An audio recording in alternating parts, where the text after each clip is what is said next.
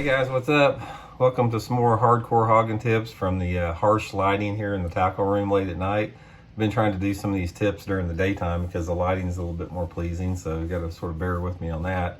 But today's video, it's a request from one of the subscribers we have, and they wanted to know basically how long do you stay with a lure before you should change it. So as far as is there any rule of thumb about how long you should give a bait before trying something else, if it's working or not working, or what you can do to change something to catch some bigger fish, something like that. It's a great question, so we're going to dig into that in detail.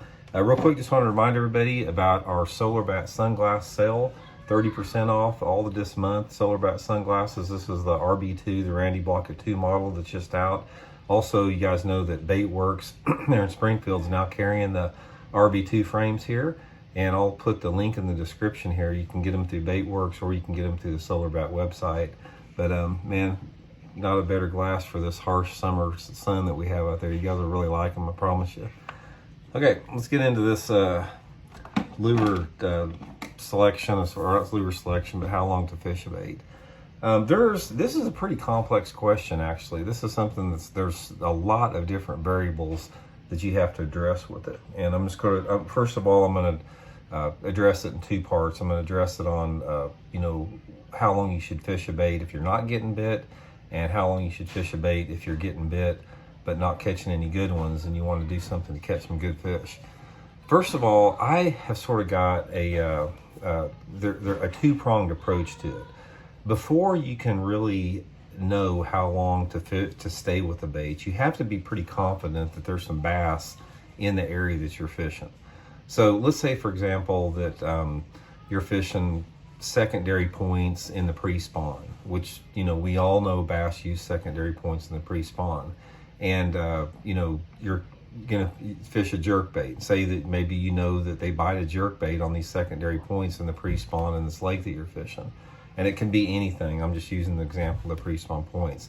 If you know that there's fish in an area, say for example, if there has been fish on these points in the past, if maybe you've got a riprap bank that you caught a lot of fish on, or maybe you've got a rocky section of bank you caught a lot of fish on, or maybe you got a drop off, whatever. If you know that there's bass that use that piece of structure, the rule of thumb that I go by is the 20-minute rule. I'll give a bait 20 minutes if I'm in what I think is some decent water, some good water.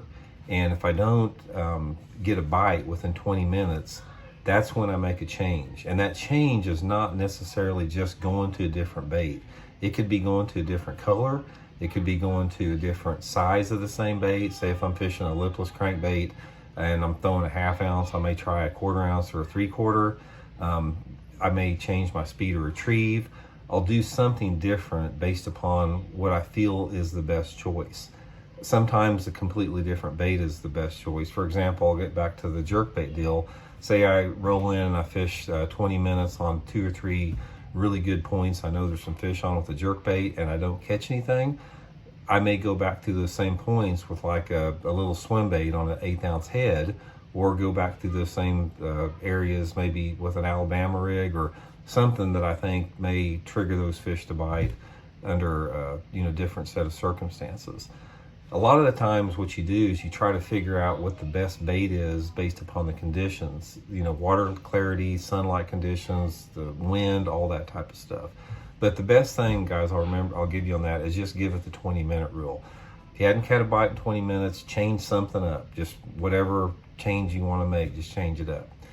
Now, let's say that you're catching, say you're getting some bites on what you're fishing. Let's say you're, cranking a 1.5 square bill, something like that in the summertime on laydowns, and you're catching some fish, but you're just catching keeper fish, that type of thing.